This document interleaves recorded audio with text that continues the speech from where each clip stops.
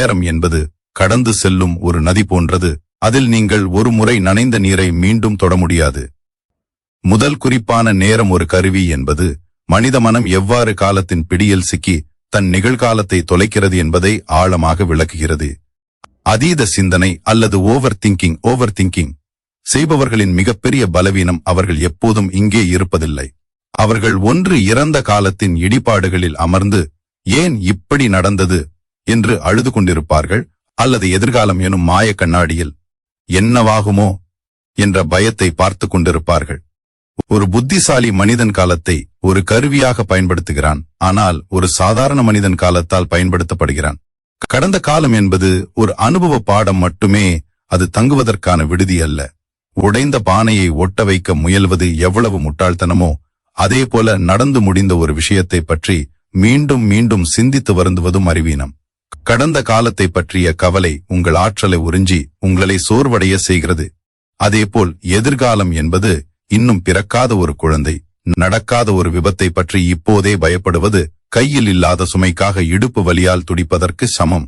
பயம் என்பது கற்பனையில் நாம் நமக்கே கொடுத்துக் கொள்ளும் தண்டனை. இந்த இரண்டு நிலைகளுக்கும் இடையில் இருக்கும் நிகழ்காலம் மட்டுமே உண்மையானது மற்றும் உங்கள் கட்டுப்பாட்டில் உள்ளது. ஒரு சிற்பி எப்படி தன் கையில் இருக்கும் ஒளியை பயன்படுத்தி ஒரு கல்லை சிலையாக்குகிறானோ, அப்படி நீங்கள் உங்கள் கையில் இருக்கும் தருணத்தை ஒரு கருவியாக பயன்படுத்த வேண்டும்.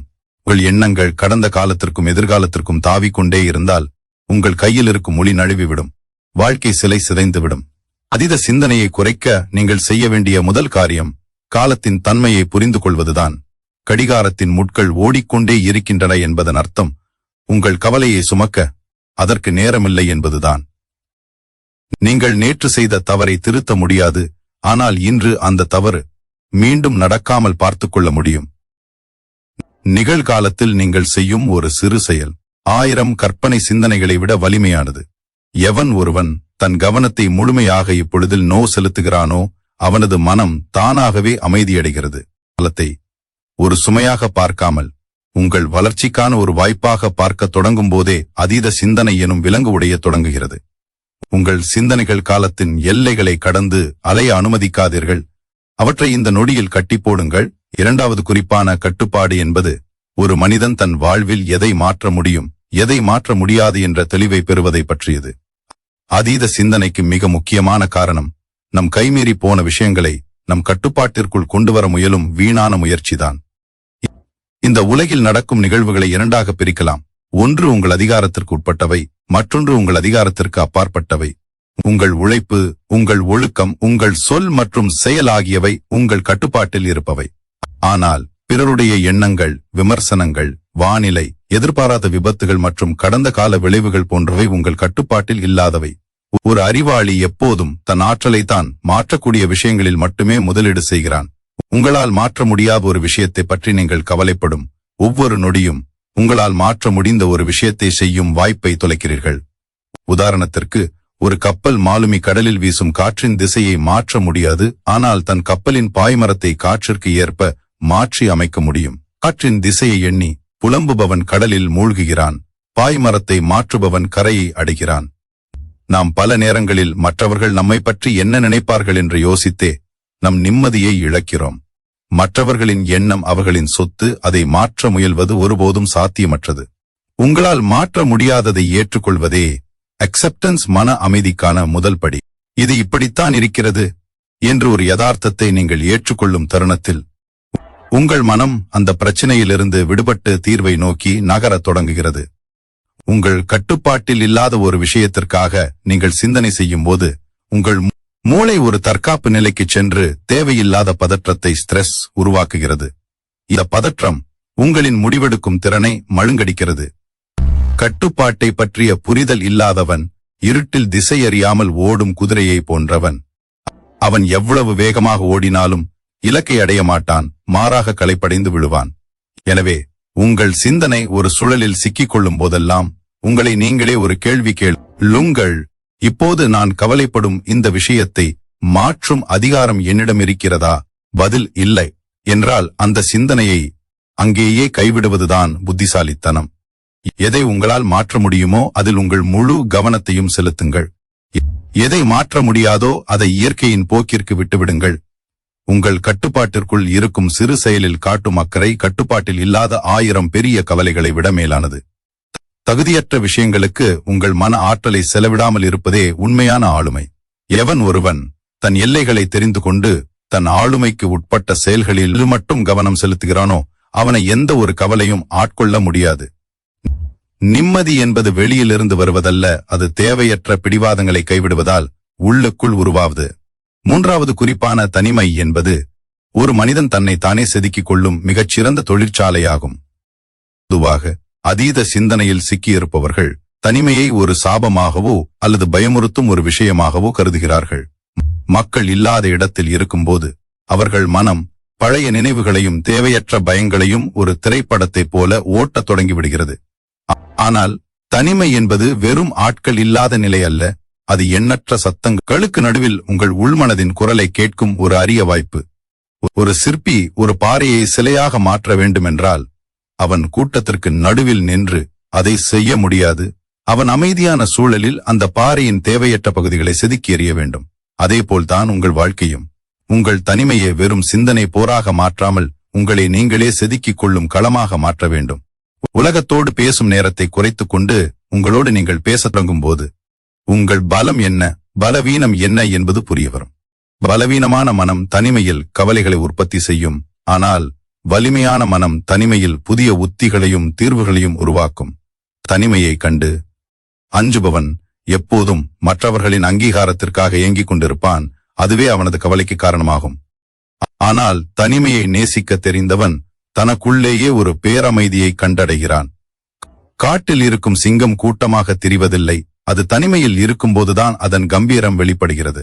உங்கள் தனிமை என்பது உங்கள் தோல்விகளை எண்ணி வருந்துவதற்கான நேரம் அல்ல, உங்கள் அடுத்த வெற்றிக்கான திட்டங்களை தீட்டும் ரகசிய அறை.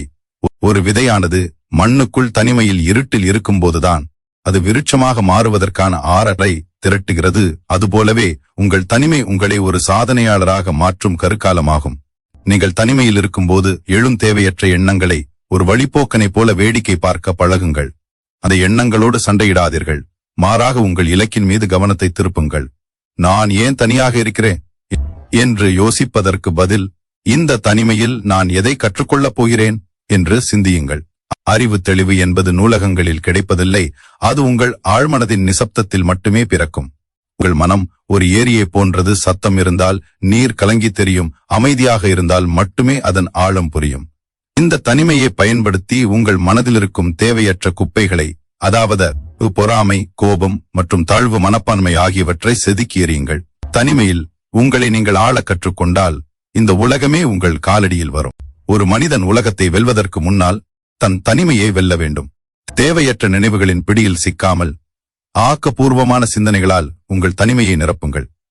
தனிமை என்பது இருட்டல்ல, அது உங்களுக்குள் இருக்கும் ஒளியை கண்டறியும் பாதை. எவன் ஒருவன் தனிமையை கொண்டாடுகிறானோ அவனை வீழ்த்த இந்த உலகில் எந்த கவலையாலும் முடியாது. 4வது குறிப்பான சந்தேகம் என்பது மனித மனதை அரிக்கின்ற ஒரு கண்ணுக்கு தெரியாத கரையானாகும். அதீத சிந்தனை எனப்படும் ஓவர் திங்கிங் எனும் நோய்க்கு மிக முக்கிய காரணியாக இந்த சந்தேகமே அமைகிறது. ஒரு சிறிய விதையிலிருந்து பிரம்மாண்டமான நச்சு மரம் வளர்வது போல ஒரு சிறு சந்தேகம் மனதிற்குள் நுழைந்துவிட்டால் அது உறவுகளையும் தன்னம்பிக்கையையும் எதிர்கால திட்டங்களையும் மெல்ல மெல்ல கொன்றுவிடும். சந்தேகம் என்பது ஒரு இருண்ட அறை போன்றது. அங்கு நீங்கள் எதை பார்த்தாலும் அது பேயாகவே தோன்றும். ஒருவர் நம்மிடம் பேசவில்லை என்றால் அவருக்கு என் மீது கோபமோ என்று சந்தேகப்படுவது, அல்லது ஒரு வேலையை தொடங்கும் போது என்னால் இதை செய்ய முடியுமா என்று தன் திறமையின் மீது சந்தேகப்படுவது என இந்த சுழல் நீண்டு கொண்டே போகும். ஒரு கூர்மையான கத்தி எப்படி ஒரு கயிற்றை துண்டிக்கிறதோ அப்படியே சந்தேகம் என்பது அழகான உறவுகளையும் நம்பிக்கைகளையும் துண்டித்து விடுகிறது. தெளிவில்லாத மனம் எப்போதும் சந்தேகத்தை உற்பத்தி செய்து கொண்டே இருக்கும். ஒரு ஆற்றை கடக்க நினைப்பவன் படகின் வலிமையை சந்தேகித்துக் கொண்டே இருந்தால் அவன் கரையேறப் போவதில்லை, அவன் ஆற்றின் நடுவிலேயே தத்தளித்துக் கொண்டிருப்பான். அதேபோல் உங்கள் வாழ்க்கை பயணத்தில் உங்கள் மீதோ அல்லது உங்களை சார்ந்தவர்கள் மீதோ நீங்கள் கொள்ளும் சந்தேகம் உங்களை முன்னேற விடாமல் முடக்கிவிடும். புத்திசாலி என்பவன் ஒரு விஷயத்தை தெளிவாக ஆராய்ந்து முடிவெடுப்பான், ஆனால் சந்தேகப்படுபவன் முடிவெடுத்த பின்னரும் அதை எண்ணி வருந்துவான். சந்தேகம் உங்கள் ஆற்றலை வீணாக்குகிறது. அது உங்கள் மூளையை தேவையில்லாத தர்க்கங்களில் ஈடுபடச் செய்து உண்மையான உழைப்பிலிருந்து உங்களை திசை திருப்பிவிடும். ஒரு உறவில் சந்தேகம் நுழைந்தால் அங்கு அன்பு மறைந்துவிடும்.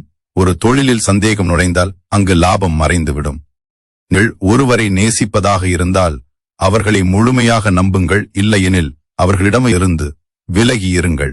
ஆனால் பாதியளவு நம்பி மீதி பாதியை சந்தேகத்தால் நிரப்பாதீர்கள். அது உங்கள் இருவருக்குமே நரகத்தை உருவாக்கும்.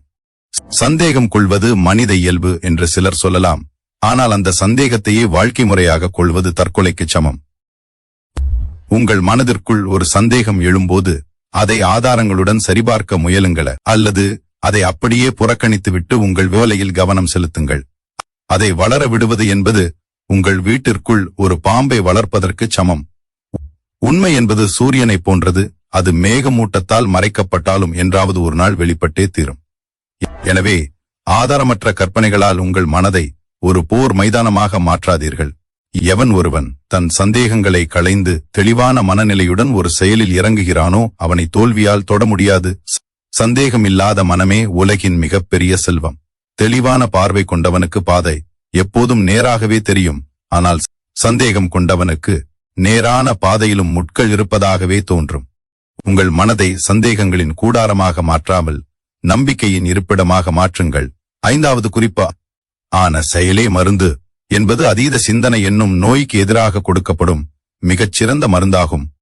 ஒரு மனிதன் சிந்தித்துக் கொண்டே இருப்பதற்கும் ஒரு செயலை செய்வதற்கும் இடையே ஒரு பெரிய இடைவெளி இருக்கிறது. அதீத சிந்தனை உடையவர்கள் பெரும்பாலும் ஒரு செயலை தொடங்குவதற்கு முன்னால் ஏற்படக்கூடிய லாப நஷ்டங்கள், சவால்கள் மற்றும் தடைகளை பற்றி யோசித்தே தங்களின் பாதி ஆற்றலை இழந்து விடுகிறார்கள். ஓடிக்கொண்டிருக்கும் நீர் எப்போதும் சுத்தமாக இருக்கும்.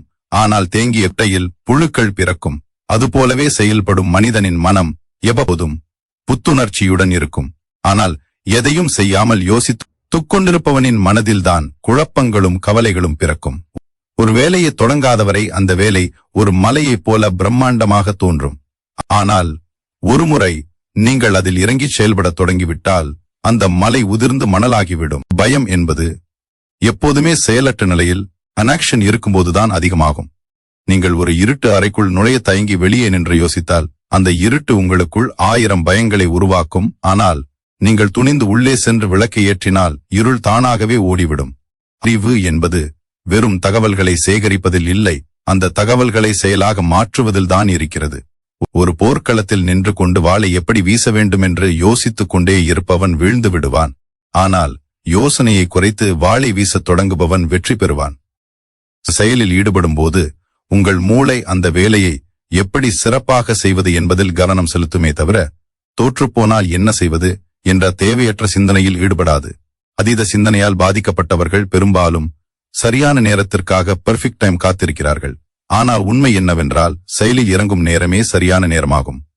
நீங்கள் எடுக்கும் முதலடி சிறியதாக இருக்கலாம், ஆனால் அந்த அடிதான் உங்கள் பயணத்தை தொடங்குகிறது. ஒரு பெரிய கட்டிடத்தின் வரைபடத்தை 1000 முறை வரைவதை விட ஒரு செங்கல்லை எடுத்து வைப்பது முன்னேற்றத்திற்கு வழிவகுக்கும். சிந்தனை என்பது உங்களை ஒரு இடத்தில் கட்டி போடும் சங்கிலி, செயல் என்பது அந்த சங்கிலியை உடைக்கும் ஆயுதம்.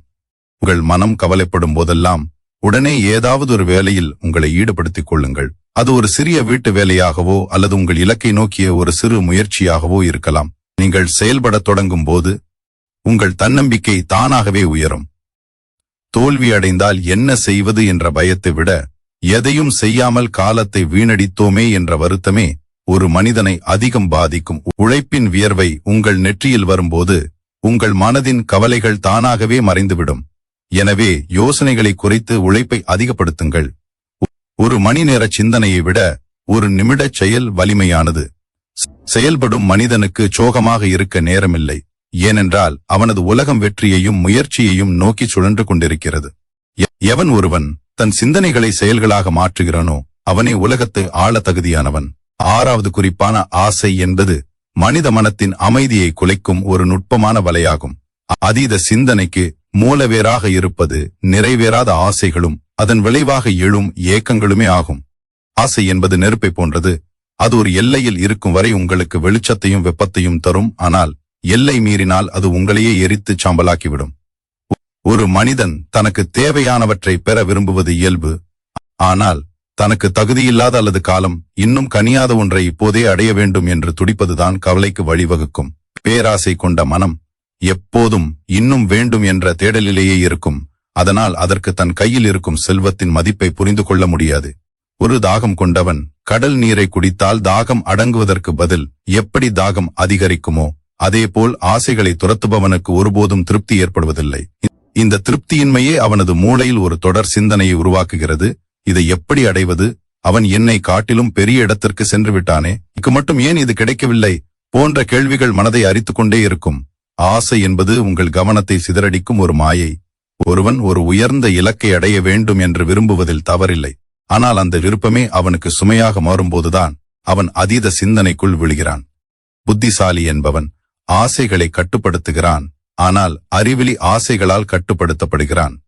நீங்கள் ஒரு பொருளின் மீதோ அல்லது ஒரு நபர் மீதோ அதீத பற்று வைக்கும்போது அவர்களை இழந்து விடுவோமோ என்ற பயமும் அவர்களை அடைய முடியவில்லையே என்ற ஆதங்கமும் உங்களை சிந்தனை சிறைக்குள் தள்ளிவிடும். ஆசைகளை குறைப்பது என்பது எதையும் செய்யாமல் சோம்பேறியாக இருப்பதல்ல, மாறாக உங்கள் உழைப்பின் மீது மட்டும் பற்று வைத்து அதன் பலன் மீது இருக்கும் பேராசையை கைவிடுவதுதான். ஒரு சிலந்திதான் கட்டிய வலையிலேயே சிக்கிக் கொள்வது போல மனிதன்தான் வளர்த்த ஆசைகளிலேயே சிக்கி தவிக்கிறான். உங்கள் மனக்குழப்பங்களை தீர்க்க விரும்பினால் உங்கள் தேவைகளுக்கும் ஆசைகளுக்கும் இடையிலான மெல்லிய கோட்டை அடையாளம் காணுங்கள். எப்போது ஒருவன் போதும் என்ற மனப்பக்குவத்தை அடைகிறானோ அப்போது அவனது எண்ணங்கள் ஒரு நிலை பெற்ற தீபத்தைப் போல அமைதியாகின்றன. மற்றவர்களின் சொத்தையும் வெற்றியையும் பார்த்து ஏங்குவது உங்கள் சுயமரியாதையை அளிக்கும். ஆசை என்பது உங்கள் மன ஆற்றலை சிதறடிக்கும் ஒரு கசிவு. அந்த பற்றற்ற நிலையை நீங்கள் எப்போதெல்லாம் உணர்கிறீர்களோ அப்போதெல்லாம் உங்கள் சிந்தனைகள் தெளிவடையும். ஒரு தூய கண்ணாடி மட்டுமே பிம்பத்தை சரியாக காட்டும். ஆசை எனும் அழுக்கு படிந்த மனக்கண்ணாடி உங்கள் வாழ்க்கையை தவறாகவே காட்டும். ஆசையை குறைப்பதன் மூலம் நீங்கள் எதையும் இழக்கப் போவதில்லை, மாறாக உங்கள் மன நிம்மதியை மீட்டெடுக்கப் போகிறீர்கள். எவன் ஒருவன் தன் ஆசைகளை தன் அறிவின் மூலம் அடக்கி ஆள்கிறானோ அவனை எனத்த ஒரு கவலையும் அல்லது அதீத சிந்தனையும் ஒருபோதும் நெருங்க முடியாது. ஆசைப்படாத மனம் ஒரு வற்றாத நதி போன்றது. அது எப்போதும் குளிர்ச்சியுடனும் தெளிவுடனும் இருக்கும். 7வது குறிப்பான சமநிலை என்பது ஒரு மனிதன் தன் வாழ்க்கையின் இன்ப துன்பங்களை எவ்வாறு கையாள்கிறான் என்பதை குறிக்கும் மிக முக்கியமான பண்பாகும். அதீத சிந்தனைக்கு ஒரு முக்கிய காரணம் நம் வாழ்வில் நடக்கும் ஒரு சிறு மாற்றத்திற்கோ அல்லது தோல்விக்கோ நாம் காட்டும் அதீத எதிர்வினைதான். ஒரு மனிதன் வெற்றி கிடைக்கும் போது வானத்தில் பறப்பதும், தோல்வி வரும் போது பாதாளத்தில் விழுவதும் அவனது மன உறுதியின்மையை காட்டுகிறது. ஒரு தராசு எப்படி இருபுறமும் எடைகள் சமமாக இருக்கும்போது நேராக நிற்கிறதோ அதேபோல் ஒரு புத்திசாலியின் மனம் சாதகமான சூழலிலும் பாதகமான சூழலிலும் மாறாமல் இருக்க வேண்டும். இன்பம் வரும்போது துள்ளி குதிப்பதும் துன்பம் வரும்போது துவண்டு போவதும் உங்கள் மனதை ஒரு ஊசலாட்டத்திற்கு உள்ளாக்கும். இந்த ஊசலாட்டமே அடுத்து என்ன நடக்கும் என்ற அதீத சிந்தனையை தூண்டுகிறது. ஒரு கடலை பாருங்கள், அதில் ஆறுகள் வந்து கலந்தாலும் கோடையில் நீர் ஆவியானாலும் அதன் மட்டம் மாறுவதில்லை. அதுபோலவே உங்கள் வாழ்வில் வரும் புகழ்ச்சியும் இகழ்ச்சியும் உங்கள் மன அமைதியை குலைக்க அனுமதிக்காதீர்கள்.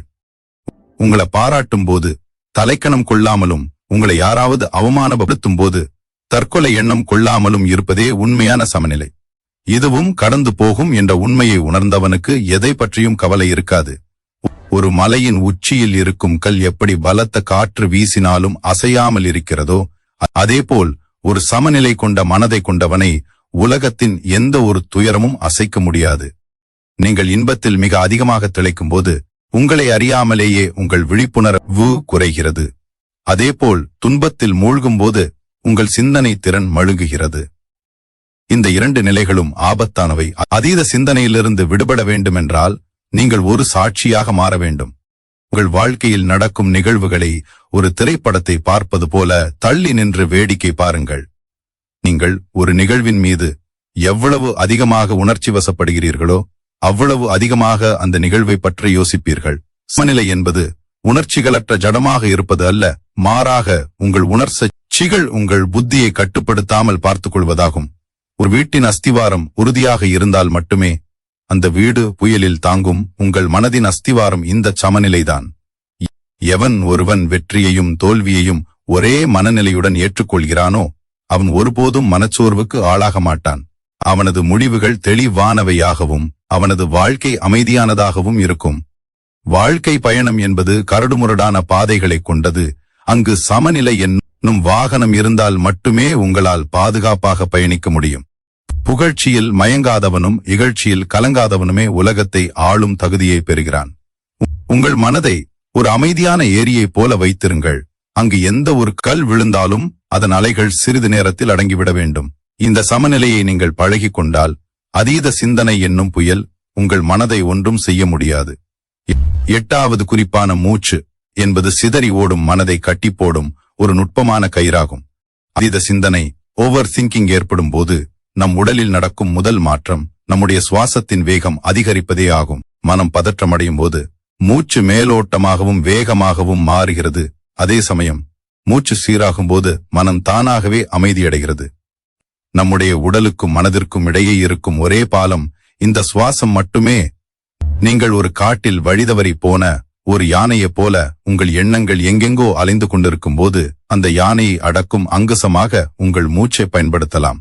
ஒரு மனிதன் தன் எண்ணங்களை நேரடியாக கட்டுப்படுத்த முயல்வது என்பது எரியும் நெருப்பை வெறும் கையால் அணைக்க முயல்வது போன்றது. அது காயத்தையே தரும். ஆனால் உங்கள் மூச்சின் மீது கவனத்தை திருப்புவதன் மூலம் மறைமுகமாக உங்கள் எண்ண ஓட்டங்களை உங்களால் நிறுத்த முடியும். நீங்கள் ஆழ்ந்து மூச்சை உள்ளிழுக்கும் போது உங்கள் உடலுக்கு அதிகப்படியான ஆக்சிஜன் கிடைக்கிறது. இது உங்கள் நரம்பு மண்டலத்தை அமைதிப்படுத்தி மூளைக்கு எல்லாம் நலமே என்ற சமிக்ஞையை அனுப்புகிறது. அதீத சிந்தனை என்பது ஒரு வகையான மனக்காய்ச்சல். இந்த சூழலில் உங்கள் மூச்சை கவனிப்பது அந்த வெப்பத்தை தணிக்கும் மருந்தாகும். ஒவ்வொரு முறை நீங்கள் மூச்சை இழுக்கும் போதும் பிரபஞ்சத்தின் ஆற்றலை உள்வாங்குவதாகவும் மூச்சை வெளிவிடும் போது உங்கள் கவலைகளையும் எதிர்மறை எண்ணங்களையும் வெளியேற்றுவதாகவும் கற்பனை செய்யுங்கள்.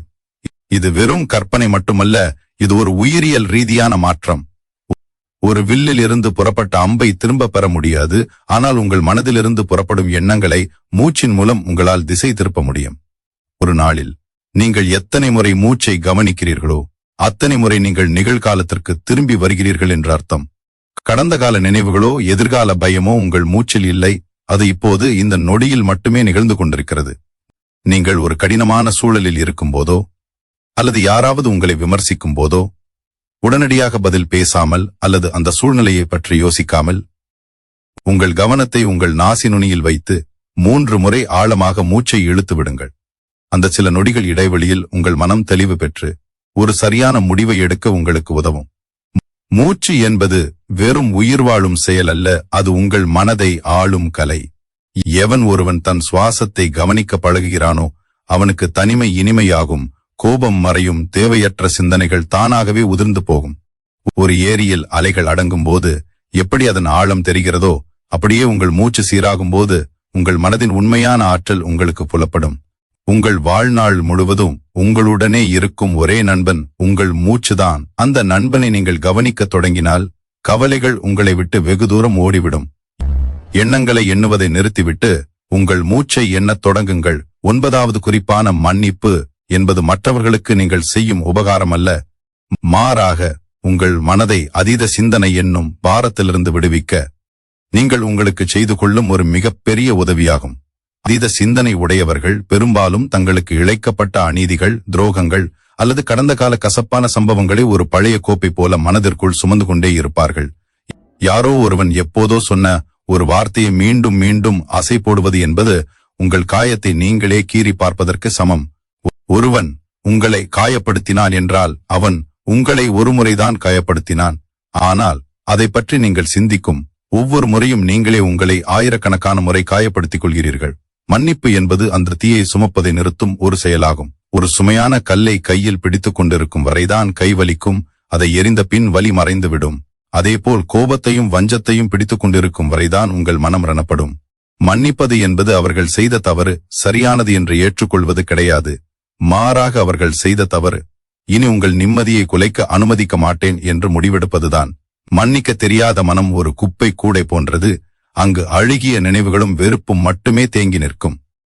இந்த அழுக்குகள் உங்கள் புத்தியை மழுங்கடித்து உங்களை எப்போதும் ஒரு பாதிக்கப்பட்ட நபராகவே விக்டிம் உணர வைக்கும். அவன் எப்படி அப்படி சொல்லலாம், அல்லது அவள் எனக்கு துரோகம் செய்துவிட்டாளே என்ற எண்ணங்கள் சுழற்சி முறையில் உங்கள் ஆற்றலை வீணடிக்கும். ஆனால் அவர்கள் அவர்களின் அறியாமையால் அப்படி செய்தார்கள் என்று நீங்கள் அவர்களை மன்னித்து கடந்து போகும்போது உங்கள் மனதிற்குள் ஒரு மிகப்பெரிய அமைதி பிறக்கும். ஒரு அரசன் தன் எதிரியை சிறையில் அடைத்து வைத்தால் அந்த எதிரியை கண்காணிக்க அரசனு அந்த சிறை வாசலிலேயே இருக்க வேண்டும். இது அரசனின் சுதந்திரத்தையும் பறிக்கிறது.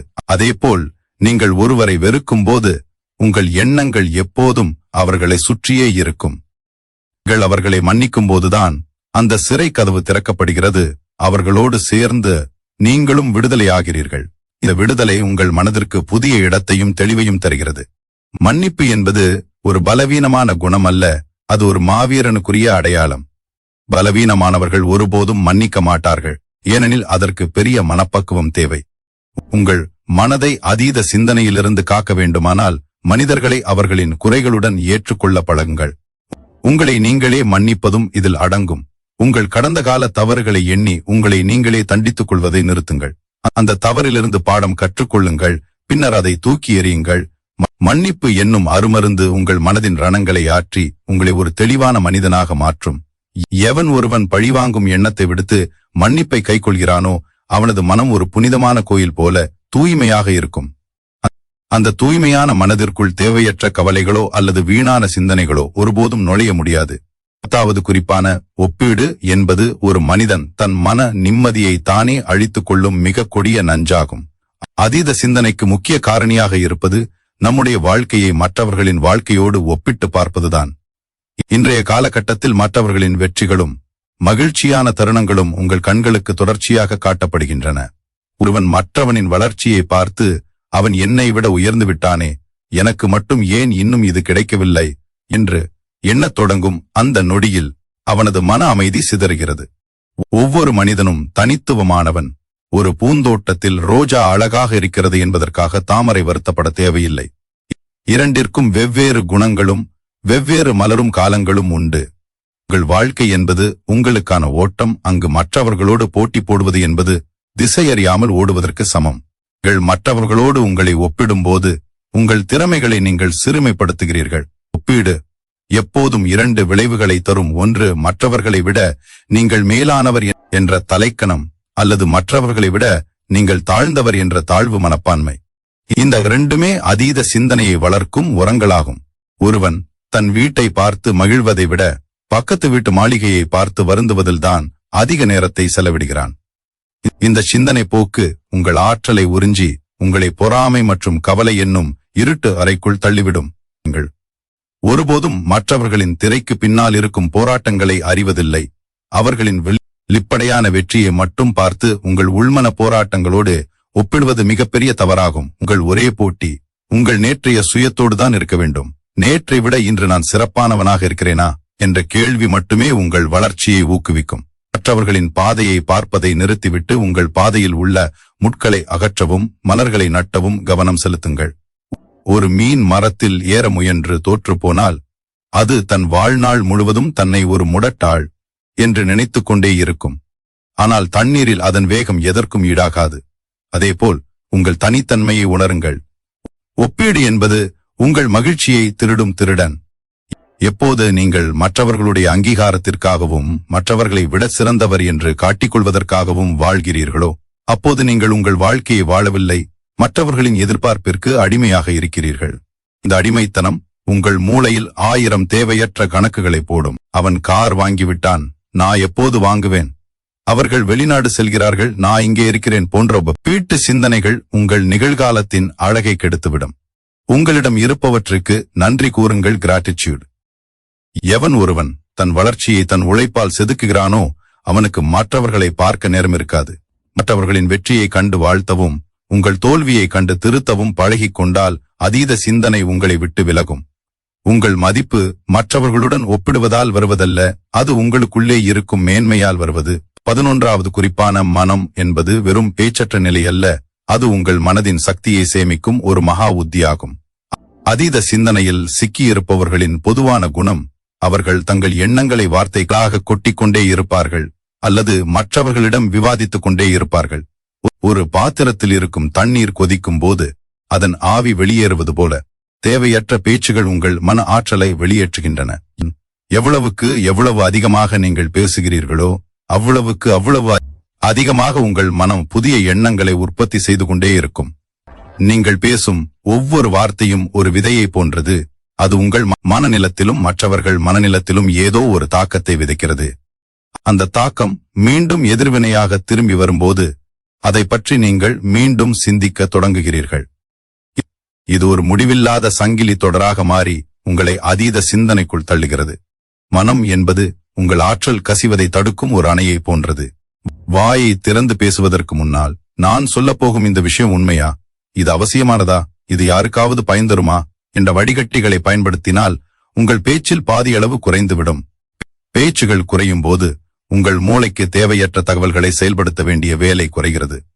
மௌனமாக இருக்கும்போதுதான் உங்களால் உங்களை சுற்றி நடப்பவற்றை தெளிவாக கவனிக்க முடியும். ஒரு வேடன் எப்படி தன் இலக்கை நோக்கி அம்பு எய்வதற்கு முன்னால் அசையாமல் மனமாக இருக்கிறானோ, அப்படியே உங்கள் இலக்கை அடைய மனம் ஒரு தவம் போன்றது. மனம் உங்கள் புத்திக்கு கூர்மையை தருகிறது. நீங்கள் அமைதியாக இருக்கும்போது மற்றவர்களின் எண்ண ஓட்டங்களையும் உங்களின் பலவீனங்களையும் உங்களால் எளிதாக கண்டறிய முடியும். அதீத சிந்தனை உள்ளவர்கள் பெரும்பாலும் தற்காப்புக்காகவோ, டிஃபென்சிஸ் அல்லது தங்களை பெரிய ஆளாக காட்டிக்கொள்வதற்காகவோ அதிகம் பேசுகிறார்கள். ஆனால் மனம் ஒரு கவசத்தை போல உங்களை பாதுகாக்கும். ஒரு சிறிய உரையாடலுக்கு பிறகு, நான் ஏன் அப்படி சொன்னேன், அல்லது அவர்கள் என் பேச்சை தவறாக புரிந்து கொண்டிருப்பார்களோ என்று யோசிப்பதை தவிர்க்க மனமே சிறந்த வழி. மனம் உங்களை நிதானப்படுத்துகிறது. நீங்கள் மனமாக இருக்கும் தருணங்களில் உங்கள் ஆழ்மனம் விழித்துக் கொள்கிறது. அங்குதான் உங்கள் பிரச்சனைகளுக்கான உண்மையான தீர்வுகள் புதைந்து கிடக்கின்றன. சத்தம் நிறைந்த உலகில் அமைதியை கடைபிடிப்பவன் ஒரு மகா ஞானிக்கு சமமானவன். உங்கள் சொற்களை கவனமாக கையாளுங்கள், அவை உங்கள் வில்லில் இருந்து புறப்படும் அம்புகள். மனம் என்பது பலவீனம் அல்ல, அது உங்கள் கோபம், ஆசை மற்றும் கவலைகளை கட்டுப்படுத்தும் ஒரு மிகப்பெரிய ஆயுதம். எவன் ஒருவன் மனத்தின் மொழியை புரிந்து கொள்கிறானோ அவனது மனதிற்குள் எப்போதும் ஒரு அமைதியான குளம் போன்ற தெளிவு இருக்கும். தேவையற்ற விவாதங்களை தவிர்த்து மனத்தை பழகும்போது உங்கள் மனச்சக்தி ஒருமுகப்படுத்தப்பட்டு அது அதீத சிந்தனை என்னும் இருளை கிழிக்கும் மொழியாக மாறும். 12வது குறிப்பான சாட்சி என்பது அதீத சிந்தனையை வேரோடு அறுக்கும் ஒரு மிக உன்னதமான மனநிலையாகும். பெரும்பாலான மக்கள் தங்களை சுற்றியுள்ள எண்ணங்களோடு தங்களை அடையாளப்படுத்திக் கொள்கிறார்கள். எனக்கு கோபம் வருகிறது, நான் கவலையாக இருக்கிறேன் என்று சொல்லும்போது நீங்கள் அந்த உணர்ச்சியாகவே மாறிவிடுகிறீர்கள். ஆனால் சாட்சி பாவம் என்பது உங்கள் மனதிற்கும் உங்கள் அறிவுக்கும் இடையே ஒரு இடைவெளியை உருவாக்குவது. ஒரு சாலையோரம் நின்று ஓடும் வாகனங்களை வேடிக்கை பார்ப்பது போல உங்கள் திரையில் ஓடும் எண்ணங்களை நீங்கள் ஒரு பார்வையாளராக நின்று கவனிக்க வேண்டும். ஒரு வாகனத்தை நிறுத்தி அதனுடன் சண்டையிடவோ அல்லது அதன் பின்னால் ஓடவோ தேவையில்லை.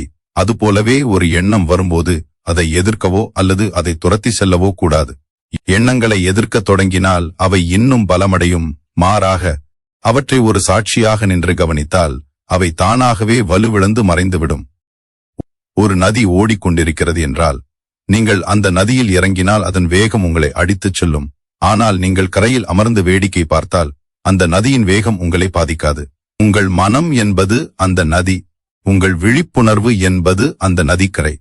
நீங்கள் அந்த கரையில் அமர்ந்து, இப்போது என் மனதில் ஒரு பயம் எழுகிறது, இப்போது என் மனதில் ஒரு பழைய நினைவு வருகிறது என்று பெயரிட்டு வேடிக்கை பார்க்க தொடங்கும்போது அந்த எண்ணங்களுக்கு உயிர் கொடுக்கும் சக்தியை நீங்கள் இழக்கிறீர்கள். அதீத சிந்தனை என்பது ஒரு இருண்ட மேகம் போன்றது. நீங்கள் வானமாக இருந்தால் அந்த மேகம் வந்து போனாலும் நீங்கள் அப்படியே இருப்பீர்கள். ஆனால் நீங்கள் அந்த மேகமாகவே உங்களை கருதினால் உங்கள் வாழ்நாள் முழுவதும் மழையிலும் மின்னலிலும் சிக்கி தவிக்க வேண்டியிருக்கும். சாட்சி நிலையில் இருக்கும்போது உங்கள் புத்தி கூர்மையடைகிறது. நீங்கள் உங்கள் எண்ணங்களுக்கு அடிமையாகாமல் அவற்றின் எஜமானனாக மாறுகிறீர்கள். ஒரு போர் வீரனை போல தற்காப்பு நிலையில் இருப்பதை விட ஒரு அறிஞனை போல அவதானிக்கும் நிலையில் இருப்பது உங்களுக்கு பேரமைதியை தரும். உலகமே ஒரு நாடகம் என்றால் உங்கள் மனமும் அதில் ஒரு கதாபாத்திரம். நீங்கள் அந்த நாடகத்தை பார்க்கும் ஒரு பார்வையாளராக மாற வேண்டும். உங்கள் எண்ணங்கள் உங்களை ஆள அனுமதிப்பதுதான் அதீத சிந்தனையின் தொடக்கம். ஆனால் அந்த எண்ணங்களை நீங்கள் கவனிப்பது அந்த சுழற்சியின் முடிவு. ஒரு இருண்ட அறையில் வெளிச்சம் வந்தவுடன் இருள் எப்படி மறைந்து விடுமோ அப்படியே உங்கள் விழிப்புணர்வு உங்கள் எண்ணங்களின் மீது விழும்போது தேவையற்ற கற்பனைகளும் கவலைகளும் மறைந்துவிடும். நீங்கள் சிந்திப்பவர் அல்ல, அந்த சிந்தனைகளை அறிபவர். இந்த நுட்பமான வேறுபாட்டை நீங்கள் உணரும்போது எந்த ஒரு எதிர்மறை எண்ணமும் உங்களை நிலைகுலைய செய்ய முடியாது. சாட்சி பாவம் என்பது உங்களை நிகழ்காலத்தில் நிலைநிறுத்தும் ஒரு மந்திரக்கோல். ஓடும் மேகங்களை வேடிக்கை பார்க்கும் சிறுவனைப் போல உங்கள் மனதை அமைதியாக கவனிக்க பழகுங்கள். எவன் ஒருவன் தன் எண்ணங்களுக்கு ஒரு சாட்சியாக மாறுகிறானோ அவனை தீண்ட எந்த ஒரு கலலைக்கும் துணிச்சல் கிடையாது. இந்த மகா ரகசியத்தை உணர்ந்தவனுக்கு துயரமே கிடையாது. 13வது குறிப்பான இன்றைய பொழுது என்பது ஒரு மனிதன் தன் கையில் வைத்திருக்கும் மிக உயரிய சொத்தாகும். அதீத சிந்தனையில் மூழ்கியிருப்பவர்கள் பெரும்பாலும் நிகழ்காலத்தின் மதிப்பினை உணராமல் அதை இறந்த காலத்தின் சாம்பலாகவோ அல்லது எதிர்காலத்தின் கனவாகவோ கருதி வீணாக்குகிறார்கள். இன்று என்பது ஒரு வாய்ப்பு. அது நேற்றைய கவலைகளை துடைப்பதற்கும் நாளைய வெற்றியை செதுக்குவதற்கும் இயற்கை உங்களுக்கு வழங்கிய ஒரு கொடையாகும். ஒருவன் ஒரு மரக்கன்றை நட்டுவிட்டு அது எப்போது பழம் தரும் என்று இப்போதே யோசித்து கவலைப்படுவதால் எந்த பயனும் இல்லை. அவன் செய்ய வேண்டியதெல்லாம் அந்த மரக்கன்றுக்கு இன்று நீர் ஊற்றுவது மட்டுமே. இன்றைய பொழுதில் நீங்கள் செய்யும் சிறு செயலே நாளைய மாற்றத்தின் அஸ்திவாரம். நேற்று என்பது உடைந்து போன ஒரு காசோலை, அதை நீங்கள் மீண்டும் மாற்ற முடியாது. நாளை என்பது ஒரு வாக்குறுதி பத்திரம், அது கையில் வருமா என்பது உறுதியல்ல. ஆனால் இன்று என்பது உங்கள் கையில் இருக்கும் ரொக்க பணம். அதை எப்படி செலவு செய்கிறீர்கள் என்பதில்தான் உங்கள் வாழ்வின் மேன்மை அடங்கியுள்ளது. ஒரு புத்திசாலி மனிதன் காலையிலிருந்து இரவு வரை ஒவ்வொரு நொடியையும் விழிப்புணர்வுடன் கையாள்கிறான். அதீத சிந்தனை என்பது உங்களை ஒரு கற்பனை உலகில் சிறை வைக்கும். ஆனால் இன்றைய செயல் உங்களை யதார்த்தமான பூமியில் நிலைநிறுத்தும். இன்றைய பொழுதை ஒருவன் முழுமையாக வாழத் தொடங்கிவிட்டால் அவனது மனதிற்குள் தேவையற்ற நினைவுகள் நுழைவதற்கு இடம் இருக்காது. நீங்கள் உண்ணும் உணவை ரசித்து உண்ணுங்கள். நீங்கள் செய்யும் வேலையை முழு கவனத்துடன் செய்யுங்கள். நீங்கள் சந்திக்கும் மனிதர்களிடம் அன்பாக பேசுங்கள். இந்த சிறு சிறு விஷயங்கள் தான் உங்கள் வாழ்வின் தரத்தை தீர்மானிக்கின்றன. ஒரு ஓவியன் எப்படி தன் தூரிகையால் ஒவ்வொரு வண்ணமாக தீட்டி ஒரு அழகான ஓவியத்தை உருவாக்குகிறானோ அப்படியே நீங்கள் உங்கள் ஒவ்வொரு நாளையும் ஒரு தனி ஓவியமாக மாற்ற வேண்டும். இன்றைய பொழுதை சரியாக பயன்படுத்தினால் நாளை தானாகவே சரியாக அமையும் என்ற உண்மையை உணர்ந்தவனுக்கு பதற்றம் என்பது இருக்காது. அதீத சிந்தனைக்காரர்கள் எப்போதும் ஏதோ ஒன்றை தவறவிடுவது போன்ற ஒரு பயத்திலேயே ஃபியர் ஆஃப் மிஸ்ஸிங் அவுட் இருப்பார்கள். ஆனால் இன்று உங்கள் கண்முன்னே இருக்கும் வேலையை சிறப்பாக செய்வதே நீங்கள் எதையும் தவறவிடாமல் இருப்பதற்கான ஒரே வழி. கடந்து போன நேரத்திற்காக வருந்துவதும் வரப்போகும் நேரத்திற்காக அஞ்சுவதும் ஒரு வீணான சுழற்சியாகும். இந்த சுழற்சியை உடைக்க இன்று இந்த நொடி என்னிடம் இருக்கும் இந்த வேலை என்ற தாரக மந்திரத்தை நீங்கள் பற்றிக் கொள்ள வேண்டும். இன்றைய பொழுது என்பது உங்கள் கையில் இருக்கும் மண். அதை நீங்கள் ஒரு அழகான சிலையாக மாற்றப் போகிறீர்களா அல்லது வெறும் சேராக வீணடிக்கப் போகிறீர்களா என்பது உங்கள் விழிப்புணர்வில் தான் இருக்கிறது. ஒரு நாளை ஒரு யுகமாக நினைத்து வாழ பழகுங்கள். நேற்றைய தோல்விகளின் நிழல் இன்றைய வெயிலை மறைக்க அனுமதிக்காதீர்கள். எவன் ஒருவன் இன்றைய பொழுதின் முக்கியத்துவத்தை உணர்ந்து அதில் தன் முழு ஆற்றலையும் செலுத்துகிறானோ அவனது வாழ்வில் அதீத சிந்தனைக்கு ஒருபோதும் இடம் இருக்காது. இன்றைய பொழுதே உங்கள் உண்மையான வாழ்க்கை. அதன் ஒவ்வொரு துளியையும் அனுபவித்து வாழும் கலையை நீங்கள் கற்றுக்கொண்டால் நீங்கள் ஒரு வெற்றியாளராக மட்டுமல்ல, ஒரு முழுமையான மனிதனாகவும் மலருவீர்கள். இன்றைய பொழுது ஒரு கவிதை, அதை அழகாக எழுதுங்கள். 14வது குறிப்பான உண்மை என்பது கசப்பாக இருந்தாலும் அதை அப்படியே ஏற்றுக்கொள்வது அதீத சிந்தனை என்னும் நோய்க்கு ஒரு நிரந்தர தீர்வாகும். மன உளைச்சலும் கவலையும் எப்போது பிறக்கின்றன என்றால் யதார்த்தம் ஒரு திசையிலும் நம்முடைய விருப்பம் வேறொரு திசையிலும் இருக்கும்போதுதான். நாம் பல நேரங்களில் உண்மையை எதிர்கொள்ள அஞ்சி ஒரு கற்பனை உலகத்தை உருவாக்கி அங்கேயே வாழ முயற்சி செய்கிறோம். இது இப்படி நடந்திருக்க கூடாது அல்லது அவர்கள் என்னிடம் இப்படி நடந்திருக்க கூடாது என்று நடப்பில் இருக்கும் உண்மையை மறுப்பதுதான் அதீத சிந்தனையின் தொடக்கம். உண்மை என்பது ஒரு பாறை போன்றது. நீங்கள் அதை எதிர்த்து முட்டினால் உங்கள் தலைதான் காயப்படும். ஆனால் அந்த பாறையின் மீது ஏறி நின்றால் அது உங்களுக்கு ஒரு உயரமான இடத்தை தரும். ஒரு கசப்பான உண்மையை ஏற்றுக்கொள்வது என்பது தோல்வி அல்ல, அது ஒரு புதிய தொடக்கத்திற்கான தைரியம். உதாரணமாக, ஒரு தோல்வியையோ அல்லது ஒரு இழப்பையோ நீங்கள் சந்திக்கும் போது ஏன் எனக்கு மட்டும் என்று யோசிப்பது உங்களை மேலும் பலவீனப்படுத்தும். மாறாக, ஆமாம், இது நடந்துவிட்டது, இதுதான் தற்போதைய உண்மை என்று நீங்கள் ஒப்புக்கொள்ளும் அந்த நொடியில் உங்கள் மூளை அடுத்த கட்டமாக இனி என்ன செய்யலாம் என்று தீர்வை நோக்கி நகரத் தொடங்கும். உண்மையை மறைக்க முயலும்போதுதான் மனம் அதற்கு 1000 பொய்களையும் கற்பனைகளையும் அரணாக கட்டுகிறது. இந்த அரண்களை தக்கவைக்கவே உங்கள் ஆற்றல் முழுவதும் அதீத சிந்தனையாக செலவாகிறது.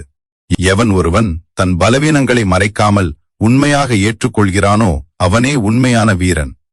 உண்மை என்பது உங்கள் மனக்கண்ணாடி போன்றது. அது அழுக்காக இருந்தால் உலகம் உங்களுக்கு தப்பாகவே தெரியும். யதார்த்தத்தை அப்படியே ஏற்றுக்கொள்வது உங்கள் கவலையை உடனடியாக பாதியாக குறைத்துவிடும். நாம் எதை பற்றி அதிகம் கவலைப்படுகிறோம் என்று ஆராய்ந்து பார்த்தால் அவை அனைத்தும் உண்மையை விட நம்முடைய பயம் கலந்த கற்பனையாகவே இருக்கும். நிழலை பார்த்து பயப்படுபவனுக்கு உண்மை என்பது ஒரு பெரிய ஆறுதல். ஒரு நதி கடலை நோக்கித்தான் ஓடும் என்பது உண்மை.